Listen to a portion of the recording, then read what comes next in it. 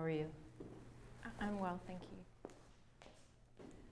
All right, it is March 4th.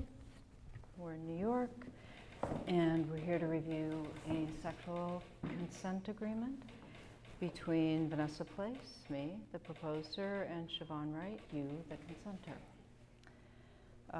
Let's see, should we start with the recitals? Yes. So whereas proposer and consenter are sexually attracted to each other and want to manifest that sexual attraction by making our bodies available, we will do so on a date certain. How's Friday for you? Friday works. Great. And time is 7 good? Yes, 7. And duration an hour? Do you want dinner? Dinner would be nice. 2 hours?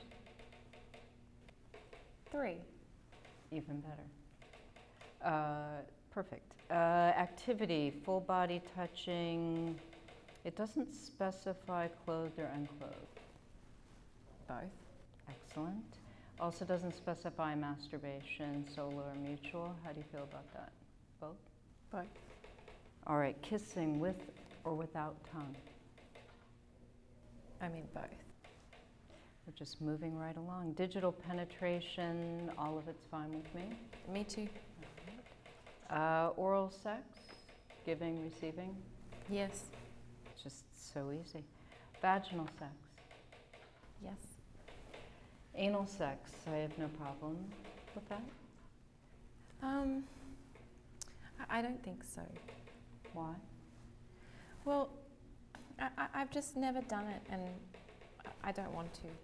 Do you not want to because you've never done it, or do you not want to because you don't think you'd like it? I think I won't like it.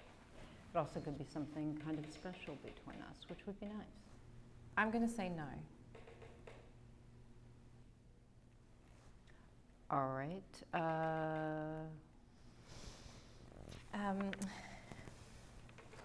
So, you know, one of the things that's bothered me about this agreement is that, you know, the punctuation and, you know, there are extra brackets and then no brackets. Do you mean parentheses? Thank you. Sorry to be so anal. Apparently not anal enough. I'd just like to do it right. That's fine. We can amend the brackets, parentheses. What about restraint? I've done it. Don't particularly care for it, but if you'd like to, I'm willing to compromise. Good for you. I mean, I don't really think that you're compromising because it's a fiction that there are equal parties. Yeah, but it's a workable fiction, correct? And wouldn't you agree that here now that we're equal? I'm glad we agree. Devices, I'm not sure what they mean by this. A dildo might be fun.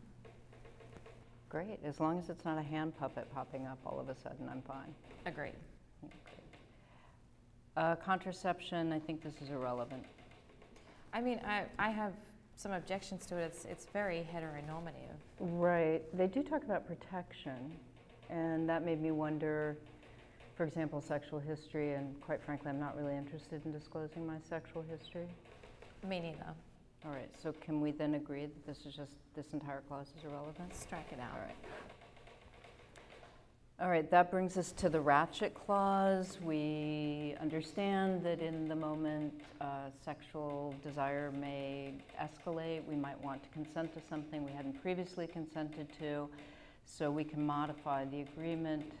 Basically, we just have to pick one of these 3 clauses in terms of taking care of modifications. Yes, I mean, I'm a little bit concerned about this clause.